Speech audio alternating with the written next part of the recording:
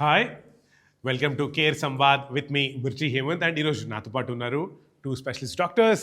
One is doctor PC Gupta and ఇంకొకళ్ళు doctor బురళి Pradeep. Sir, firstly welcome, thank you so much for sharing your time with us. First question is doctor Pradeep, మీకే ఇది. International radiology అంటే this is often called the future of minimally invasive treatment, right? So for our people who are watching this video, please tell us in simple terms, what exactly is this interventional radiology and why is its scope expanding so rapidly every day? అంటే ఇప్పుడు ఈ రోజుల్లో presently fast paced వరల్డ్లో ప్రతి వాళ్ళకి hospital visit, operation అన్నీ తొందరగా అయిపోవాలి. ఓకే, సో ఇంటర్వెన్షన్ రేడియాలజీ యాక్చువల్గా అది ఫెసిలిటేట్ చేస్తుంది.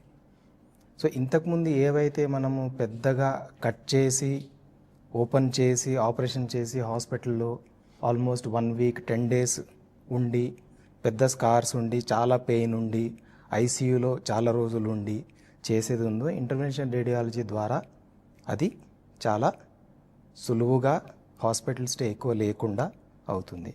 సో ఒక ముక్కలో చెప్పాలి అంటే మీరు అల్ట్రాసౌండ్ స్కాన్, సిటీ స్కాన్ ఇవన్నీ చేయించుకొని ఉంటారు చాలామంది.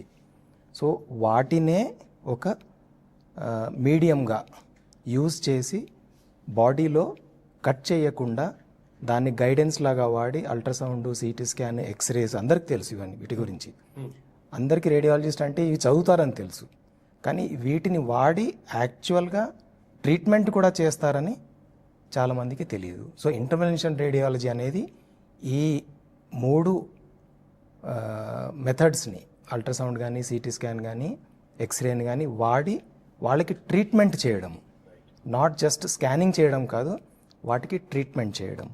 So this is called as at least 5 years ago newest branch in medicine. So minimal invasive మీరే అన్నారు. సో మినిమల్ ఇన్వేజివ్ అంటే హాస్పిటల్ స్టే తక్కువ ఉంటుంది, స్కార్స్ ఉండవు, రికవరీ ఫాస్ట్ ఉంటుంది.